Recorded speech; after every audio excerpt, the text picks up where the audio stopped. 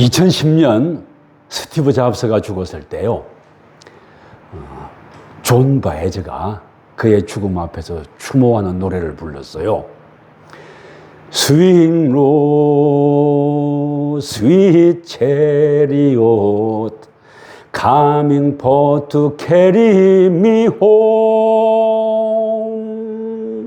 Swing low, sweet chariot, coming for to carry me home.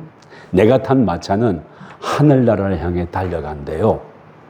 근데 어쩌면 우리 인생도 하늘나라를 향해 달려가긴 하지만 어쩌면 우리 인생은 기차를 타고 집에 가는 중인지도 모르겠습니다.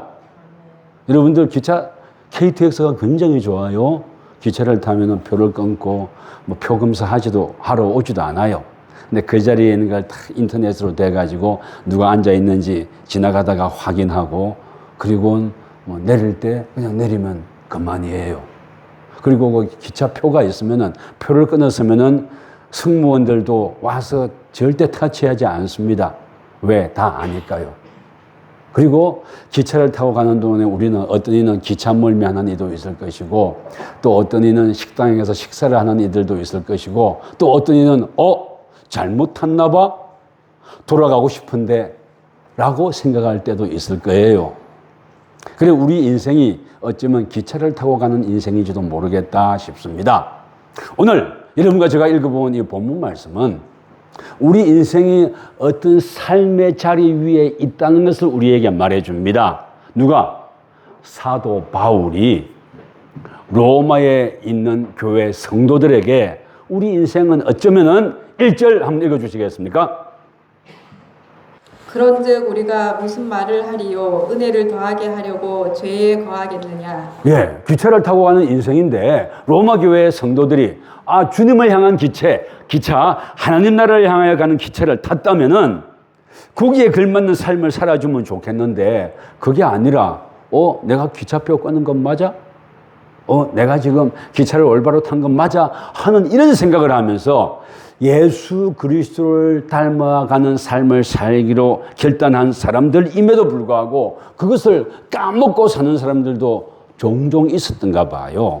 그래서 사도 바울이 로마 교회에 편지를 보내면서 우리가 예수 그리스도를 통해서 받아 누리는 하나님의 은혜가 큰데, 그 은혜를 받아 누리기만 하고 그것을 나눠줄 줄 모르고, 또 주님께서 우리에게 부탁하신 일들이 있는데 그것을 까먹고 살려고 합니까? 하고 부탁하고 있어요. 물어보고 있는 겁니다.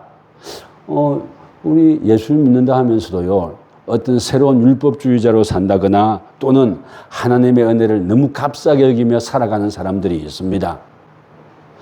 우리나라의 어떤 조모 가수는 이 사람이 신학도 하고 복음도 영접하고 또 세계의 복음 전쟁에서 다니기도 했던 사람입니다. 어느 날 갑자기 바뀌어가지고 나 이제 예수 그만 믿는다.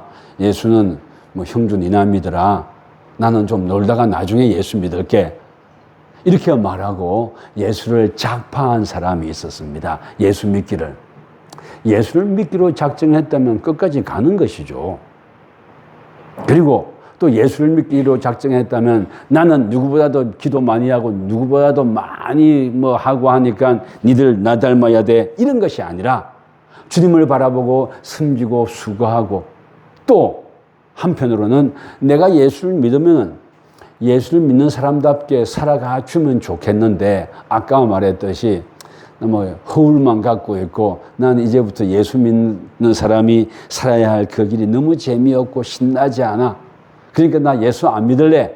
대충 살다가 죽기 전에 다시 예수 믿을게 라고 말하는 사람들도 있습니다. 오늘날도 그래요. 근데 이때도 그랬습니다. 그렇게 살아가는 사람들을 두고 사도 바울이 이렇게 말하는 거예요. 우리는 2절을 한번 읽어주시랍니까?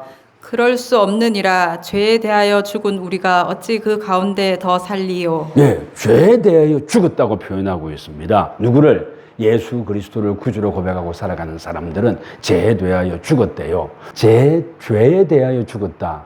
이게 우리 죄라고 말하면은 뭐 도둑질하고 하는 이런 걸 죄라고 하는데, 적어도 사도 바울이나 우리 기독교에서 성경에서 나오는 죄라는 것은요, 그게 아니에요.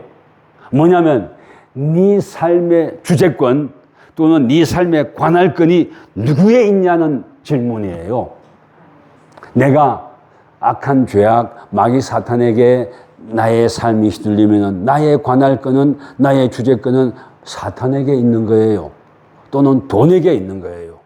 그러지 아니하고 나의 주재권이 하나님께 있다면 하나님의 뜻을 따라 살아가야 하는 거죠. 그래서요, 여기 보니까 죄에 대하여 죽었다 이 뜻은 뭐냐면은 사실은 경제적인 용어입니다. 저당 담보권이 없어졌다는 뜻이에요. 여러분들 은행에서 돈 빌려본 적 있죠?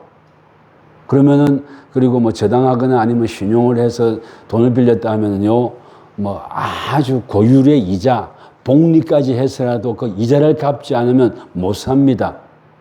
그러니까 죄에 대하여 죽었다 이 뜻은 뭐냐면 네가 죄에 대한 이자를 내고 살았는데 이제 이자 안 내도 된다 이 말이에요.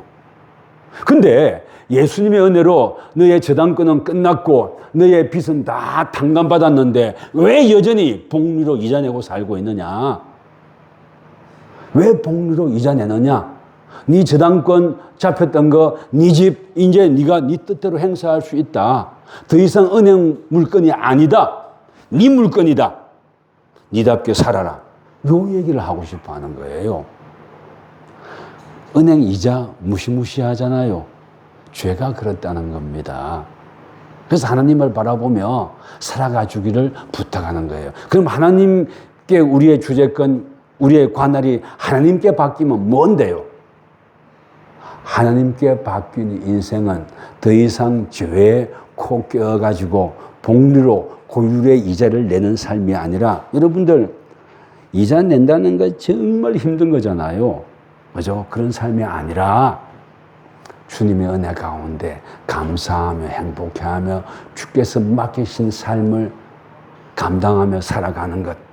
주님의 뜻이 나의 뜻이 되어가지고 그 뜻 따라 살아가는 삶을 두고 우리에게 죄에 대하여 죽었다 그러는 겁니다. 그래서 이 죄에 대해 죽었다 하는 것을 4절에 빨간 글씨 한번 읽어주시겠습니까?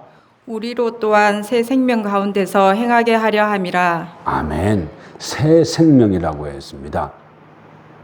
우리의 저당권이 은행에 또는 빚에게 또는 악한 마귀 사탄에게 있는 것이 아니라 다시 저당권이라는 말을 쓸까요? 하나님께 있다는 겁니다. 그리고 감사하게도 그 하나님은 이자 내라고 하시는 분이 아니라, 감사하게도 하나님은 우리의 삶을 살아갈 때 네 삶이 뭐였더냐?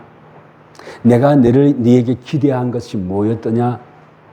여러분들, 예수 그리스도께서, 하나님께서 우리에게 기대한 삶이 뭐겠습니까? 감사할 줄 알고 또한 주님의 뜻을 따라 살아갈 줄 아는 이것을 우리에게 기대하지 않겠습니까? 우리에게 기대하는 그 하나님의 뜻을 따라 살아가 달라고 부탁하는 거예요. 그래서 그렇다면 이렇게 질문해 봅니다. 하나님, 우리를 구원해 주시고 그랬다면 우리는 다시 죄악에 흔들리지 아니하고 할 수 있는 그런 굳건한 믿음 나에게 주시고, 뭐 세상 뭘 보고 살아도 흔들리지 않게 꽉 잡아 주시면 되지 않습니까? 그런데 나는 예수를 믿는다고 함에도 불구하고 왜 맨날 세상의 어려움에 휩쓸리고 휘둘리고 고생합니까? 하고 질문해 볼 수 있습니다. 거기에 대한 답으로서 우리는 기차 타고 집에 가는 중이라고 말하고 싶은 거예요. 기차표 끊었잖아요. 그러면 아무도 우리 보고 기차에서 내리라고 하지 못합니다. 그렇잖아요. 타고 가고 있으니까. 우리의 기차표는 주님께서 주신 거예요. 십자가 위에서 구원으로.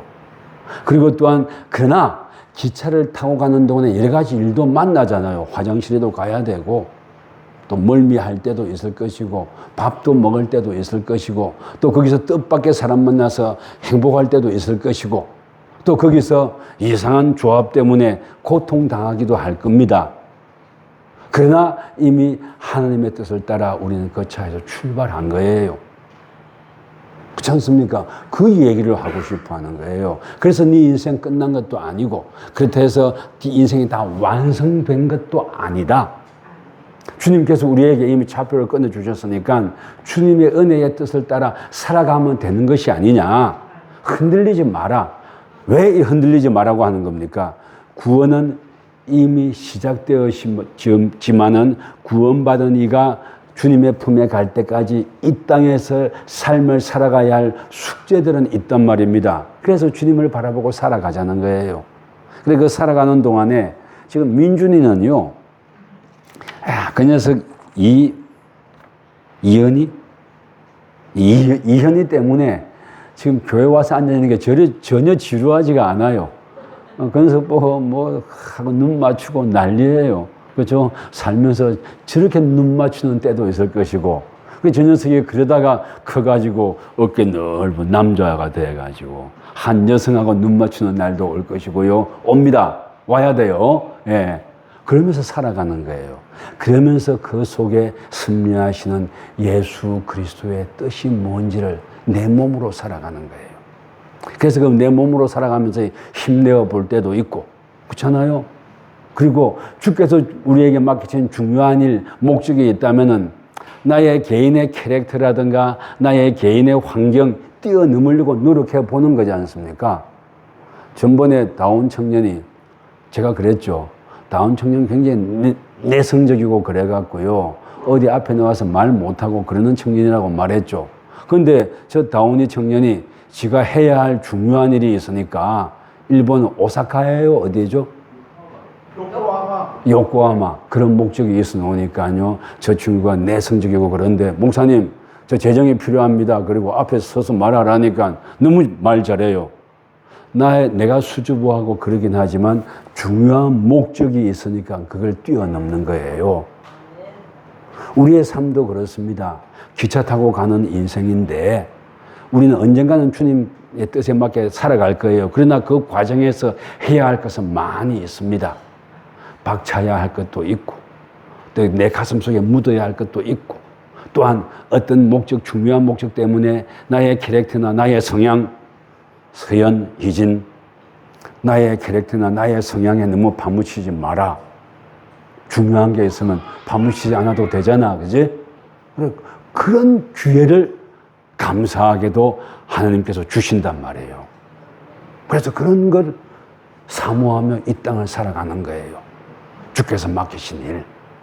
속상해하지도 말고 미워하지도 말고 세상의 말, 부모의 말 너무 많이 듣지 마세요. 부모라고 늘 잘하는 건 절대 아닙니다. 제가 한 70년 넘어 살아보니까요. 부모들도 조심해야 됩니다. 아이들에게 안 좋은 영향이 미칠 말은 딱 입 다물 줄도 알아야 돼요.